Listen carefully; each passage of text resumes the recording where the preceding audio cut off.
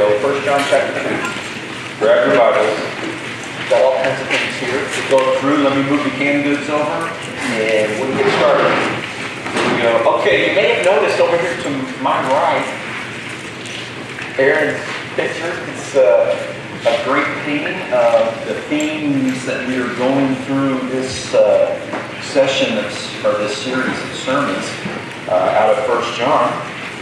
And so I think you can probably draw your own conclusions there of light, God's love, and light, more light, God's love, and service, and how we imitate Jesus. So thank you, Aaron. As always, he does an outstanding job, and he puts this together pretty quick, too. And so he did this one quick enough that if you look at the guy down in the palette, he may look familiar to you. You'll have to look at it a little closer later, but it's somebody very familiar there. But anyway, it's good stuff. And so here we go. Not of this world. 1 John chapter 2. I love this. Is like I've been waiting for this sermon forever. This is the good stuff. We're at the heart of the book. I can't wait. Here we go. Before we get to the book, though, I have to show you the latest information from the places that do this. You know, nowadays they can catalog everything. Like they know everything about us, right? Our buying habits. As soon as you use a credit card or put an order online, they know everything about it, right? They pull all that aggregate information together, and then they can determine, like, you know, all kinds of things. And so this just came out this morning. You know, it's like the dips that's being purchased across America this week and next week for the Super Bowl. Yes. So here we go. We're in this little kind of yellowish color. That stands for queso, chip cheese dips. And so that's the number one cheese dips bought in Colorado. Cheese dips. Makes sense, queso, you know. I think that would be the number one in Texas, but we make our own down here. But anyway, then guacamole is the greenish color. Okay, I can go for that, right? Guacamole. The red, that's salsa states. They purchased more salsa this week and next week. Strangely enough, to the west of us, it's a major outpost for Spanish artichoke dip for some reason. But the reason I show you this is because, as usual, there are people in America that are not of this world. It's just like we are on different planets, right? Because there's a little pocket of America, I kid you not, the blue over here is like New York and New Jersey, where their number one dip is blue cheese dressing dip. Now I know you use it on chicken wings or something, but really? Blue cheese, like you go up to the table and there's like a big thing of queso and some guacamole and blue cheese dip. Which one are you selecting? Okay, right. Some of you are like, yeah, I'm with you. Yes, thank you very much. Those of you that would select blue cheese dressing dip, right? It's just a different world. It's a different culture, right? And so I think that it's like, wow, what a great illustration of the fact that even in America, we know this, of course, we are not united on a lot of things in America, but definitely not when it comes to this. Apparently there's a Super Bowl. It's not this week, it's next week, right? It's like, you know, once your team's not in it, you know, yeah, right? And so, as long as Tom Brady's not in there, everything's great. So, here we go. I would like to eventually win it again. All right. So, I just wanted to use this as an illustration of something that we're looking at this morning, and that is, it's like we're in the world, but we're not the world, are we? We're supposed to be different. We have our own world. We have our own way of doing things. And yet we're right here living amongst other people. And so we're going to get into that concept this morning of that kind of thing. And so before we do, though, great illustration, just one more illustration of this as we move into this text now. This concept of, well, I'll just put it up here. Why is everyone always washing their hands? You know, why do you know, it's like you go to the clinic. It's like all day long they're washing their hands, like all day, right? Why are they washing their hands? Why does Steve wash his hands after every time he sees a patient? Because you're gross. No. Why does he do that? Because he loves health and he hates germs. So you can love things and hate things at the same time, right? And do the same thing. Like he washes his hands for a couple of reasons. One, he wants to, well, he just doesn't really like germs. But secondly, he likes good health. He likes to be healthy. And so in the new clinic, there are actually sinks in the exam rooms, just so they can go in there and wash their hands every time they see a patient, right? And so in many areas of our lives, right, love and hate go hand in hand. That thing goes together. And so now let's look right at the text here, because this is what John's going to warn us about. He's warning us that there is a love that God hates, and that we've got to avoid that. It's a wrong kind of love. And so let's just look right at the text here. It's a wrong kind of love that John's like, okay, you've got to examine this closely. You've got to pay attention, because this actually takes you away from God and from serving Him. And so here's the text. Let's go ahead and read it. I write to you, dear children, because you know the Father. I write to you, fathers, because you know Him. This is 1 John 2, 14 through 17-ish. Depends on your version. I write to you, dear children, because you know the Father. Sometimes that's up in 13, sometimes it's in 14. I write to you, fathers, because you know Him who is from the beginning. I write to you, young men, because you are strong, and the Word of God lives in you, and you have overcome the evil one. Do not love the world or anything in the world. If anyone loves the world, love for the Father is not in them. It's pretty harsh. John's like, if you love the world, you can't love the Father, basically. For everything in the world, the lust of the flesh, the lust of the eyes, the pride of life, comes not from the Father, but from the world. The world and its desires pass away, but whoever does the will of God lives forever. And so there's this word, it's a great text, right? We talk about sin from this text. We can go all the way back to, of course, Genesis. We look at Adam and Eve's sin. Lots of good stuff here. We're going to unpack this now by basically looking at this with what I believe John's really trying to help us do. Like, what's John's point in all of this? He's trying to help us see that there are reasons why Christians should not love the world. He's telling us, don't buy into it. Don't believe it. You don't need to love the world. And so that's what John's trying to do. He's trying to motivate us to not be of this world. So how does he do that? I think he gives about 4 reasons why we should not love the world, why we should not be entrenched in what's around us. And so to understand this, of course, we're going to need to kind of tear it apart a little bit. So here we go. Why should we not love the world? And here's the first reason. Because of what the world is. What is it? What is the world? And so this is a challenge for us as Christians. And so trying to make this as simple as possible. Like whenever we say, I hate the world, and I don't want to have anything to do with it. Well, what does that mean? What part of the world? Like, it's confusing sometimes because I live on this planet and I kind of like living on the planet. It's better than not living on the planet, right? It's like we've got oxygen and food and all the things, right? So what's John really trying to say here? So it's really simple. The Bible likes to do this with things. There's like, it does it all the time. There's like, how many heavens are there? There's at least 3 heavens that God talks about, right? There's the heavens, like the heavens declare His glory. Well, what is that? Like, I can't see the spiritual heaven, so it can't be that one. Sometimes it's just the sky. Other times it's the planets, the stars. And other times it's the spiritual heaven, God's home.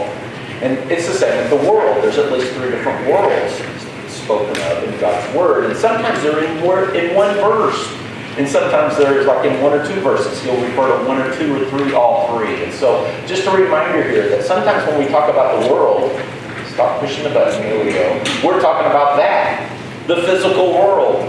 Well, John's not talking about the physical world, right? He's not saying, hate the physical world. There it is. You know, how many of us like seeing the world? We do, don't we? We enjoy sunsets. Maybe you enjoy sunrises and all those different things, right? And that is a part of the world. And so we can take pictures of it, and et cetera, et cetera. But of course, John's not talking about that kind of world. Then, specifically, verse 14, do not love the world or anything in the world.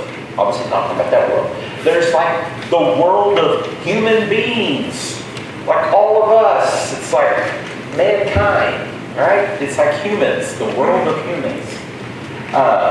And so when we say the world, we're talking about all of us, like all the peoples of the earth. It's like full of people. And so all 7 or 8 billion of us, or however many of us, right? So sometimes the Bible will talk about like that. For God so loved the world that he gave his son. That's John talking about that world in John 3:16. But other times, it's like this world, like the wide world of sports. It's like when I say the world of sports, you know I'm talking about a particular system. It's like where they go and do sports things, right? Some sport is involved in that. And so there's the world of sports. It's some type of a system. And that's where we get the John, don't we? And so there's this system of the world. And what is that? And so if we kind of put it into words over there, there's the physical world, there's mankind, and there's this spiritual system of evil that is under Satan's control. It's not a world of sports. That's just an illustration. It's a world of evil. And so John will often refer to the world, like don't love the world. Well, which world is he talking about? He's talking about this system that's under the spiritual control of Satan. And so we've got to be careful. What kind of world does John want us to not be involved in? And so what is the world? And so if we kind of put that up here again, we would say, well, because of what the world is, we shouldn't love the world, because the world is Satan's system for opposing the work of Christ on earth. Ephesians 2, 1 and 2. Satan, what does Satan use? He uses people to fulfill his evil purposes. And so it's that we as a Christian, right? What are we? Well, we, of course, we're a member. Let me just put that up there. Oh, before we do that. As Christians, we're members of the human world, right? And we live in the physical world. But I don't belong to the spiritual world that is Satan's system. So I'm a human, and I'm on this physical planet, but I'm not a part of the spiritual world that is Satan's system, where he opposes us. And so this world is not our home. And so sometimes when you hear that, you're like, well, yeah, the physical world's not our home, and we may have a little bit of that inside of it. We're not going to be here for that long because we have eternity to look forward to. But really, we're talking about this spiritual system that's under Satan's control. Why is that important? Important for lots of reasons, right? It's important in lots of reasons. There's lots of ways you can illustrate this, right? The world is not our home. And so we should be thinking, I'm not comfortable in this world. If you're totally comfortable in this world, you've got problems. That's what John's saying. It's like, you go scuba diving. And if you can comfortably live down underneath the water in the ocean permanently, and you're still a human, you've got issues, right? There's something wrong with you, or else you've grown gills or something. And you suddenly like seaweed, all that kind of stuff, right? And so it's just different. The biggest illustration I can think of that is being a firefighter. And so, because it's drilled in your brain from academy onwards, it's like the most fundamental thing about a firefighter is when you run in a burning building, what do you not want to have exposed? Any skin. Like, think about the things it takes to run into a burning building. That is not our natural habitat. We don't spend our leisure time in burning buildings. So if we go in a burning building, what do we have to do? Well, just look at what you have to do. You have to have on bunker gear, which withstands high temperatures. You have to wear a big heavy tank, an SCBA tank on the back, and a special kind of mask that won't melt, and all kinds of gear underneath it, and helmets, and there can be no flesh. If you show any skin, it's failure because you're going to die. If you take one breath of air at 600 degrees, you're done. Right? Just one breath, that's all it takes, you're done. And so to illustrate that, they make every young firefighter who's in academy go to what? A burn room. It's 600 degrees in there. And then up above it's 1200 degrees. And it's glowing red hot because at 1124, carbon monoxide burns. Just the air itself. And so it's like a red glow. If you stand up, your helmet melts. And so you don't do that. And So it puts across the point that that's not where we belong. We should not be in there. And it takes an inordinate amount of technology and stuff to let us be in there for any of the time. So now, what am I trying to illustrate with this? What does it take for Christians to be inside Satan's world? The more we become like Christ, the more we've got to do what? I mean, what's your bunker gear? What's your helmet? What kind of face shields are you using? Have you thought about what kind of air you breathe? What's your tank? How long do you have? All those great questions that come out when we're fighting a fire should be the same thing in our minds when we're thinking about in this world. It's not my home. I've got to have protection, gear, equipment. I've got to figure this out. That's one of the reasons we're here on Sunday morning, is because we know that the less I'm like the world, the more uncomfortable it makes me. So it's okay to feel uncomfortable. Like, are you uncomfortable with the way culture goes sometimes? Like the way your neighbors speak, or the way people vote, or the way, I mean, the list goes on and on and on. The way people think and do spend their leisure time, or what they think is okay, or how they view certain things. Well, the more uncomfortable you get, great, that's good news, because you're becoming more like Jesus. And it takes special equipment to have us stay here, because the world, remember, is not our home. And so, like a fish out of water, or whatever it might be. And so, that's John's point. It's not natural. It's not normal for Christians to be in this world, in this system that's under Satan's control. Okay, so John gives us some great reasons why we should not love the world. We shouldn't love the world because, well, you know, this isn't our home. And this place that we're a part of, it's like spiritual death all around us. So how can I let this be my home? The end is not good. Second reason, because of what the world does to us. John says the world does some pretty terrible things to people, doesn't it? It's like, well, we know this is true. But all we have to do is look around, right? We just look around at how people live their lives, and what they decide to do, and how uncomfortable it is for them, and how they wish they could have started over, and on the list goes. And so this point is, wow, the world does some pretty terrible things to us. Like when we say the word worldliness, what is that? Anything that causes a Christian to lose his enjoyment of the Father's love, or his desire to do the Father's will, is worldly and must be avoided. The reason I put this up here is because we have a tendency to think in black and white, and it's not black and white. It's not. It's just not like what you may do with your life may be terrible for me to do, because it opens the door to a temptation that you have no problem with, and I would have a terrible problem with. You know the old story, right? It's like, oh man, I've struggled with alcohol, let's say.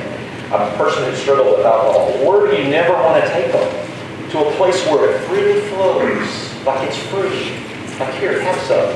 It's just like, that may be nothing to me. But to that person, it may be a huge temptation. So suddenly it's like, wait a minute. It's not just avoid these things. It's like, sometimes it's like, is this thing that I'm participating in going to rob me of my enjoyment of the Father's love? Is it going to put me in a place where I'm not able to do God's will? If it is, that's a worldly place and I should avoid it. Now, John's going to get very specific. He's going to remind us of this through the use of, right, the desire of the flesh, the lust of the eyes, and the pride of life. So here's this system that Satan, within Satan's system, he uses these three devices to trap us, right? If we go to Genesis 3:6, Eve, she's looking at the tree, and what does she say? What does the text say? She saw that it was good for food. That's the desire of the flesh. Then it says it was pleasing to the eyes. She really liked what it looked like. That was the lust of the eyes. And then she said, and she realized it made one wise. So there's that pride of life. And so all three of those put together, she had all three at once. I mean, that, she was done for, right? And so when you think about some of the sins that we all have temptations over, it's like when all three of them can hit us at once, look out. You probably want to avoid that sin in that situation, right? Because that's going to really, It's just going to be tough, isn't it? and so just a little, we'll tear these apart and we'll be done with those. The desires of the flesh, just a reminder that the system of the world wants to take it all, right? It wants to take our normal appetites and tempt us to satisfy them in ways that are harmful to us. Those ways that are harmful to us. It's not just, it's like we know this is true, right? Flesh desires at birth, important for all of us. I mean, was it okay for Adam and Eve to hunger? Well, yeah, hunger, thirst, weariness, sex, all good, right? Eating, drinking, sleeping, begetting children, that's all good stuff. But when I'm controlled by any of them, it becomes the desire of the flesh. It becomes a sinfulness area in my life, doesn't it? Hunger's not evil, but gluttony is. Thirst is not evil, but drunkenness is. Sleep is a gift of God, but laziness is shameful. You get the idea, right? It's like how Satan takes what is so normal and throws it out of whack, right? Into another place. The desires of the flesh. Or take the lust of the eyes. A great example, of course, is when they were marching around, right? And marching into Canaan. And what happened? Joshua 7:21, right? Achan, what did he do? He saw the spoils. He saw a special garment that was highly prized, 200 shekels of silver. And what's the text said? It says he saw it, he wanted it, so he took it. It's like the lust of the eyes. Pleasures that gratify the sight and the mind. Though that's where that little part that's in there. It's like, wow, this thing's going to really be important to me to have this. And so, again, is there anything wrong with having money? No. But whenever we saw it and wanted it, and there's that, I've got to have that, and it becomes important, that suddenly we fall into this temptation. And then finally, of course, we have to ask ourselves, why do I buy things I cannot afford? I think that's the best way to put it. Like the pride of life. Why do I buy things? It's not because I have the money. I don't have the money. So why am I purchasing this? There's something else going on. There's something about I deserve it. All right. And I think that's the message we hear more than any other message. I think every ad on television, everything the world says to it, is that not Satan's thing? It's like, you deserve it. You deserve that. You deserve the new car, you deserve the new house, or you deserve the new salary, or the new job, or you're worth it. Well, it's like, it's so confusing, isn't it, to us? This pride of life comes into play. Okay, so John's just giving us, he's really just stacking up more and more. Here are some reasons why we want to be careful about the world.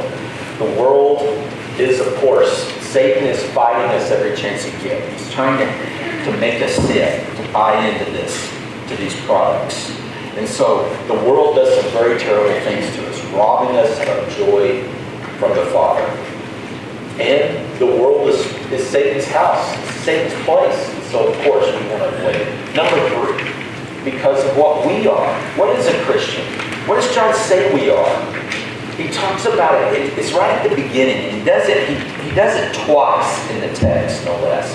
He makes sure that we hear the message over and over. He uses 2 different Greek words, and we get into all of that. He calls us like little children with a couple of different ways of doing it because he's trying to make some points. All that we need to see here is, I think, is we are his family. We're children of God. There's young men. There's older men and women. There's little children. There's those that have just been brought into the church just to become Christians. And we're all a family, aren't we? And we're different from the world. We have a new system. We have a different place. And so here's this. Okay. What kind of motivation is that? To not be of this world. We have something so much better. We belong to something. I think that's the corollary to you deserve it. Like don't you deserve the new car? I think it's Satan trying to say, and if you get the new car, you'll suddenly belong to the in club. And that belonging is so awesome. And that you too can belong. And yet, we know we only get that as Christians. It's only in the church that happens. And so there's this, the struggle, right, for the world to belong to something and fail over and over when they think it's through sin, through Satan. 2 Corinthians 13:11, of course, Paul calls them brothers and sisters and says, you guys are doing great. You have decided to be together in spite of the fact you don't always agree. You live as brothers and sisters. 2 Corinthians 13:11. It's like the other one. There's 1 Corinthians 13 on love, but don't forget 2 Corinthians 13. We are his family. All right, number 4, last reason here. Well, John ends his text here by talking about where in the world is going. Like, it's where the world is going that should motivate us to not love it, because it's temporary and it's passing away. But he who does the will of God lasts forever. And that's the way he concludes. You think about that. The world, like empires come and go, don't they? Billions of people have lived. You would struggle to find, we would struggle to list 2,000 names from history. We really got on top of it. We might mention 2,000 names. The other billions upon billions, who can remember? They all pass away. Countries come and go. People, good or bad or different, big-time sinners or big-time saints, they all fade. Even their legacy. You know, we talk about, the world loves to talk about this. The world likes to say, well, when you die, you're dead, but let your love live on. What a bunch of hogwash. Do you know about so-and-so's love from 1527? You don't. I'm telling you, don't believe the lie of the world. There's only one way you live forever, and that's in God's will of eternity. As being a Christian. That's the only way. Because, like, I could tell you about some great guys. 1527 it was. Michael Sattler. Michael Sattler had his tongue cut out because he believed in adult baptism and believed people needed to be baptized. Had his tongue cut out, and he was burned at the stake, and then 2 days later they killed his wife. Didn't burn her at the stake, fortunately. But you ever heard of him? Know anything about him? Know of his great love for the church? His belief in baptism? Never heard of him. Why should you? It's been 400 or 500 years heard of it. See, it doesn't keep going. It's like it's done. They're dead. But he'll live on because he's a Christian who believes in Jesus Christ. That's his eternal legacy. His eternal legacy, no matter what we say. I mean, is it good? Like yeah, you give all your money to the church. That's good stuff. And yeah, it'll do great evangelistic things. And it'll make a difference in people's eternal, destination, won't it? But is that the way you make a lasting legacy? No, not really. You make a lasting legacy because you live forever. You'll be the legacy. You get to be God's child forever. That's what John's trying to name. Even our love, even the good things, don't really move forward that far. Even if they last 1,000 generations, 100 generations, time marches on. We've forgotten all those names. Can you name me Ambrose or Clement or people that were Christians that lived in the 2nd century? Who remembers them, right? Other than a few old books.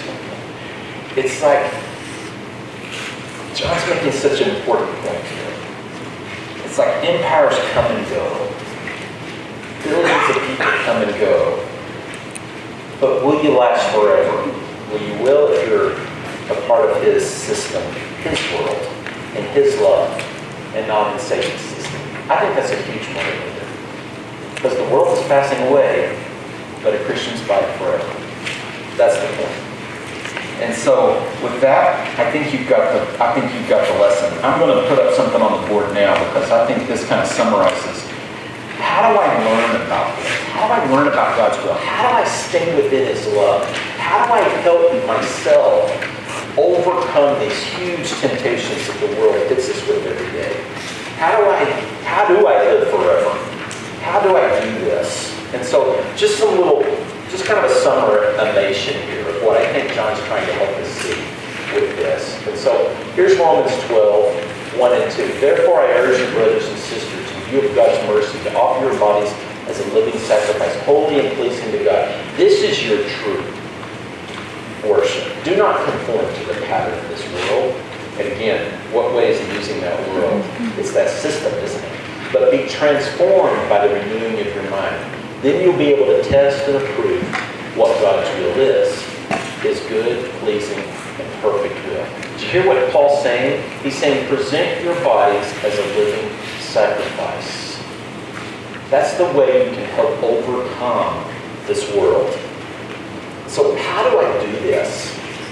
How do I get better at living a life that's pleasing to God? So here's what I think is on the list for us. How do I learn about God's will? Another way of saying this is, well, how do I please God? How do I stay in the right place? I think number one, we learn about God's will through personal surrender of our own will. I think that's what Paul is trying to say in Romans 12. We learn about God's will through the personal surrender of our own will. So as I sacrifice myself, I start not being like this world. I think that's the way the church does it. I think this is our mechanism. I think that's why God says it over and over so much in the New Testament. He's saying if you're busy, you're too busy to be tempted by worldly things. So focus on others. Isn't that a powerful deterrent? It's like every time we hear that, right? We know that's so true. We know that's the way it works. That I will not focus on my own problems nearly as much when I focus on somebody else's problems. It's just the way it works. When I hear about that problem they have and think, oh my, it's so bad, suddenly it gives me proper perspective. It's like I don't have to worry about my own problems. So the more busy we are, show me a church that's getting ready to split, and I'll show you a dead, non-sacrificing church. Period. It has nothing to do with anything else except they just weren't busy. They just decided that the kingdom wasn't working. They're too busy worried about whatever, right? To be worried about important things like how to overcome Satan, how to help people find eternal life, how to give people a true lasting legacy. And so it's true in our own lives too. Feeling a little down, feeling like life isn't working out the way you want it to, get busy. Personal surrender is the answer. And that's how John's saying, become like Jesus, and the world will fade away. Number two, I think God reveals his will through his word, doesn't he? We read his word, or into God's word. John, of course, is going to mention that over and over. Matter of fact, that's the second coming up as we talk about the anointing. And so he's going to talk all about this. So we'll kind of hold off for the rest of that until the next few lessons. But John's going to get there. He's like, do you want to know more about him? How to do this? Read his word. You want to protect yourself from the evil one? Get busy. Read God's word. Serve. And then finally the last one. God leads us into his will through prayer and the working of his Spirit. We know this is true, isn't it? It's like if you're busy praying, you'll be busy thinking about his will. Because prayer puts us into the place of his will. It's where we're connected to his spiritual realm instead of Satan's spiritual realm. And of course, prayer opens us up to the Holy Spirit's work. And so how can we get to the Holy Spirit's work? Not feeling it? Not feeling like the Spirit's involved? Then you need to pray. That's the answer to that. We don't gain spiritual closeness to the Holy Spirit by putting the Bible up against our forehead. Right? We don't do it by studying a bunch of Greek words, really. We don't really gain the Holy Spirit by meditating, unless you're praying while you're meditating. But it's all about connecting to God through this avenue of prayer. All right, just some, I think, John's practical suggestions so far in the book for helping us not be influenced by this world. It's, we can do all kinds of things. We could study all about how Satan works, get involved in all of his lies. But I think I'll just read God's word. Or we could get into the finer points of our culture and how people are deceiving the world, and how to give an argument back, or we could just serve people. Which one are they going to listen to in the end? Are they going to listen to the guy who's serving them? Or are they going to listen to some person who talks about some argument about whatever? You know where they're going to go. They're going to go where there's action, not just words. And are we going to accomplish great things by the Spirit? I believe we are, because we pray. And because we have prayer warriors here. That's what strengthens and catches our church on fire. It's what gives us the power for all of you who pray constantly. So, just a reminder, be praying that we will have a finished building. Right? Keep praying that we'll have a finished building. That's one of them. Because that will allow the staff to keep their head going. It will be good stuff. Rob will be able to use it as another tool. And so, just an example. Do we want a building to get finished? Yes, we do. Are you praying about it? It's one thing that, we pass by the workers every day. I met with the workers yesterday. We've got workers working on Saturday and Sunday, no less, in the building. They're working on the fire suppression system inside the building. And so I know that there were a couple of different groups. When you heard the attic noise, that was the fire suppression guys putting together pipe. There were not rats or anything. At least okay. And so, it's like great. They're working like 10-hour Saturdays and Sundays. They're working. And I was talking with him yesterday. He was explaining the system. He was very proud of it and all of that. And so it's like, oh, it's good stuff. But that's not going to get it done. Even if I say, keep going, like I did. I said, keep going. You can do it. I actually did that to him. I was like, yeah, you're doing great. Keep it up. Encouraging him as much as I could to keep working. But really, it's your prayers. Right? That's the way all this works. So, how do we help somebody who's caught in the system of this world? We need to pray. And we need to serve. And we need to show them that example. And then maybe they too will find the answer from God in His Word. All right. Thanks so much for being here today. John's a great book. I don't know about you guys. What a great chapter. What a great book John is. I just think about how much John's gone through. All the way back to being with Jesus, all of his struggles, and him and Peter and others as they struggled through all of that, and having to thinking that power comes from this world and from Satan's system, and realizing that Jesus dying on the cross was a strength, not a defeat.